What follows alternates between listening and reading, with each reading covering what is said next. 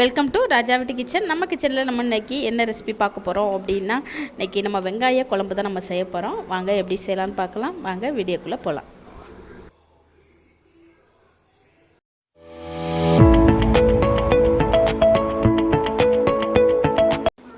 நம்ம வெங்காய குழம்பு செய்கிறதுக்கு நம்ம ஃபஸ்ட்டில் நம்ம தேவையான பொருட்களெல்லாம் நம்ம மசாலா பொருட்கள் வந்து ரெடி பண்ணிக்கலாம், வறுத்து ரெடி பண்ணிக்கலாம். நம்ம ஸ்டவ் ஆன் பண்ணி கடாயை எடுத்து வச்சிடலாம். நமக்கு கடாய் சூடாயிருச்சு, நம்ம ஆயில் சேர்த்துக்கலாம். நமக்கு ஆயில் சூடாயிருச்சு. 1 டீஸ்பூன் அளவுக்கு சீரகம், 1 டீஸ்பூன் அளவுக்கு மிளகு நம்ம சேர்த்துக்கலாம்.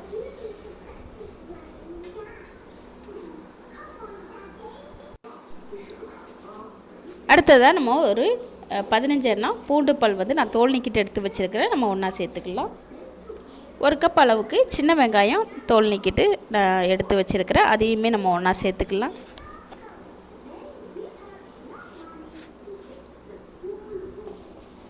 சேர்த்துட்டு நல்லா கலந்து விட்டுடலாம்.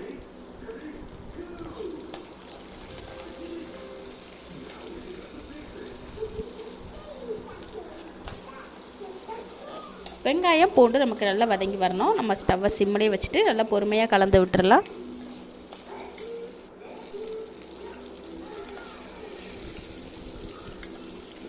பாருங்கள், நமக்கு வெங்காயம் பூண்டெல்லாம் நல்லா வதங்கி வந்துருச்சு. இந்த டைமில் ஸ்டவ் ஆஃப் பண்ணிக்கலாம். சூடு போடுறதும் நம்ம மிக்ஸி சாரில் சேர்த்துட்டு நல்லா நைஸாக அரைச்சி எடுத்துகிட்டு வந்துடலாம். பாருங்கள், நமக்கு சூடு போயிருச்சு. நம்ம மிக்ஸி சாரில் சேர்த்துக்கலாம். நம்ம மிக்ஸி சாரில் சேர்த்துட்டோம். ஒரு பெரிய சைஸ் தக்காளி நான் கட் பண்ணி எடுத்து வச்சுருக்கிறேன். அதையுமே நம்ம ஒன்றா சேர்த்துக்கலாம். நம்ம வந்து தண்ணி எதுவும் நமக்கு சேர்க்க வேண்டாம். நம்ம இப்படியே நம்ம அரைச்சி எடுத்துகிட்டு வந்துடலாம். பாருங்கள், இந்த அளவுக்கு நம்ம அரைச்சிக்கிட்டோம்னா போதும். அடுத்ததாக நம்ம ஸ்டவ் ஆன் பண்ணி ஒரு கடாயை எடுத்து வச்சிடலாம். நமக்கு கடாய் சூடாயிடுச்சு. நம்ம ஆயில் சேர்த்துக்கலாம்.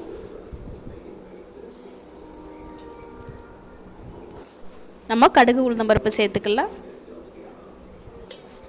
1/2 டீஸ்பூன் அளவுக்கு சீரகம் சேர்த்துக்கலாம். 1/4 டீஸ்பூன் அளவுக்கு வெந்தயம் சேர்த்துக்கலாம். ஒரு 15 எண்ணம் பூண்டு பல் வந்து நான் தோல் நீக்கிட்டு எடுத்து வச்சுருக்கிறேன். நம்ம ஒன்றா சேர்த்துக்கலாம்.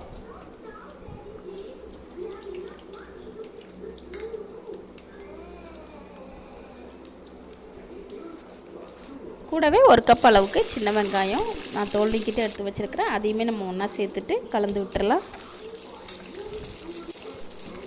நம்ம வெங்காய குழம்பு தான் நம்ம செய்கிறோம். அதனால் வெங்காயம் நம்ம கொஞ்சம் அதிகமாக கூட நம்ம சேர்த்துக்கலாம். நான் அந்த அளவு தான் சேர்த்துருக்குறேன். வெங்காயம் வந்து நம்ம ஆல்ரெடி ஏற்கனவே நம்ம வதக்கி கூட அரைச்சி நம்ம மசாலா ரெடி பண்ணி எடுத்து வச்சுருக்குறோம்.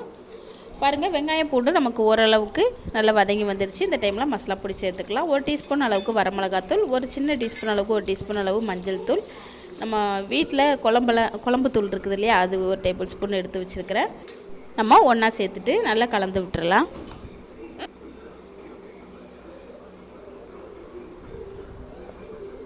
அடுத்ததாக ஒரு 2 டேபிள் ஸ்பூன் அளவுக்கு நம்ம மல்லித்தூள் சேர்த்துக்கலாம். நம்ம மசாலா பொடி எல்லாமே நம்ம பச்சையாக தான் நம்ம சேர்த்துருக்குறோம். மசாலா பொடியோட பச்சை வாசனை எல்லாம் போகிற வரைக்கும் நல்லா கலந்து விட்டுடலாம்.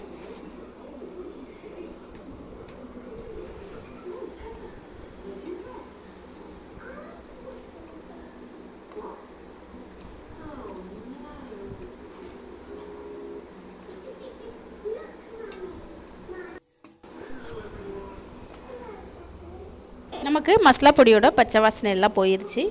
நம்ம அந்த டைமில் அரைச்சி எடுத்து வச்சுருக்கிற மசாலா பேஸ்ட்டை நம்ம ஒன்றா சேர்த்துக்கலாம்.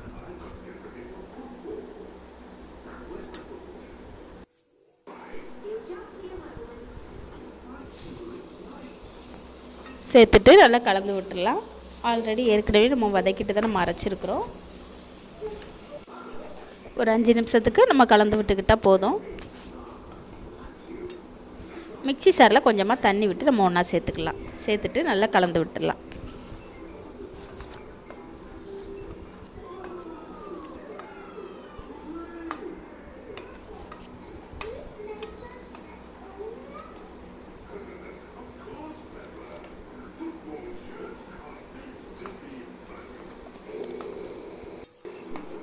பாருங்கள், நமக்கு அப்படியே எண்ணெய் பிரிஞ்சு வர ஆரம்பிச்சிருச்சு. இந்த டைமில் நம்ம குழம்புக்கு தேவையான அளவு தண்ணி சேர்த்துக்கலாம்.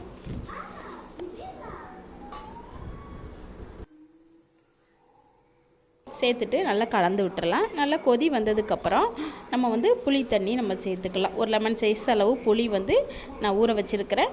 நம்ம கரைச்சிட்டு தண்ணி சேர்த்துக்கலாம்.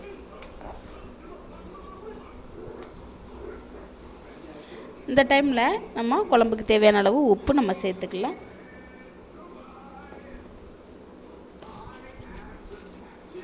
ஒரு 2 டீஸ்பூன் அளவுக்கு நான் சேர்க்குறேன். அப்புறமா பத்தலைன்னா கூட நம்ம சேர்த்துக்கலாம்.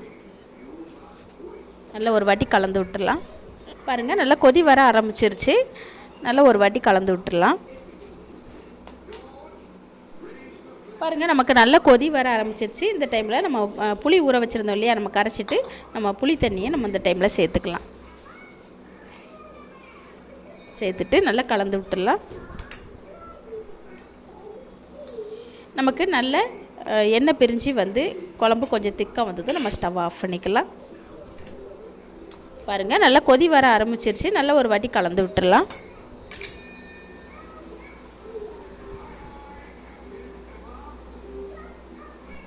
பாருங்கள், நமக்கு குழம்பு கொஞ்சம் திக்காக வந்து நல்ல எண்ணெய் பிரிஞ்சு வந்துருச்சு. உங்களுக்கு எந்த அளவுக்கு திக்காக வேணுங்கிறத பொறுத்து அந்த டைமில் நீங்கள் ஸ்டவ் ஆஃப் பண்ணிக்கோங்க.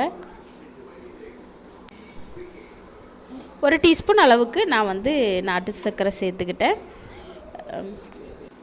நான் வந்து வீடியோவை ஆன் பண்ண மறந்துட்டேன். நீங்கள் அந்த டைமில் சேர்த்துக்கோங்க. அடுத்ததாக கொஞ்சமாக கருவேப்பிலை சேர்த்துக்கலாம். கொஞ்சமாக மல்லி இலை சேர்த்துக்கலாம். சேர்த்துட்டு நல்லா ஒரு வாட்டி கலந்து விட்டுடலாம். இன்னும் கொஞ்சம் உங்களுக்கு குழம்பு திக்காக வேணும் அப்படின்னு நினச்சிங்கன்னா கூட இன்னும் ஒரு 5 நிமிஷம் கழித்து நீங்கள் ஸ்டவ் ஆஃப் பண்ணிக்கோங்க. எனக்கு இந்த அளவுக்கு இருந்தால் போதும். நான் ஸ்டவ் ஆஃப் பண்ணிக்கிறேன். அவ்வளோதாங்க, சூப்பரான டேஸ்டியான ஹெல்த்தியான நமக்கு வெங்காய குழம்பு சூப்பராக நமக்கு ரெடி ஆயிடுச்சு. இதே போல் இதே அளவுகளில் நீங்களும் ட்ரை பண்ணி பாருங்கள். இந்த ரெசிபி உங்களுக்கு பிடிச்சிருந்துச்சின்னா நம்ம ராஜாவட்டி கிச்சன் சேனலை சப்ஸ்கிரைப் பண்ணுங்கள், லைக் பண்ணுங்கள், பெல் பட்டனை ப்ரெஸ் பண்ணுங்கள். அப்போ தான் நான் போடுற வீடியோ உடனுக்குடனே உங்களுக்கு வந்து சேரும். நீங்கள் வெங்காயம் வந்து நீங்கள் கொஞ்சம் அதிகமாக கூட நீங்கள் சேர்த்துக்கலாம். நம்ம வெங்காய குழம்பு தானே செய்கிறோம், அதனால் வெங்காயம் கொஞ்சம் நம்ம அதிகமாகவே சேர்த்துக்கலாம். நான் கொஞ்சம் கம்மியாக தான் சேர்த்துருக்குறேன். நான் எப்போதுமே சொல்லக்கூடியது தான். இதை விட நீங்கள் அதிகமாகவோ அல்லது கம்மியாகவோ செய்கிறப்போ அளவுகளை கூட்ட குறைக்க செஞ்சுக்கோங்க. அவ்வளோதாங்க. நீங்களும் இது போல் செஞ்சு சாப்பிட்டு பார்த்துட்டு எனக்கு கமெண்டில் சொல்லுங்கள். நன்றி, வணக்கம்.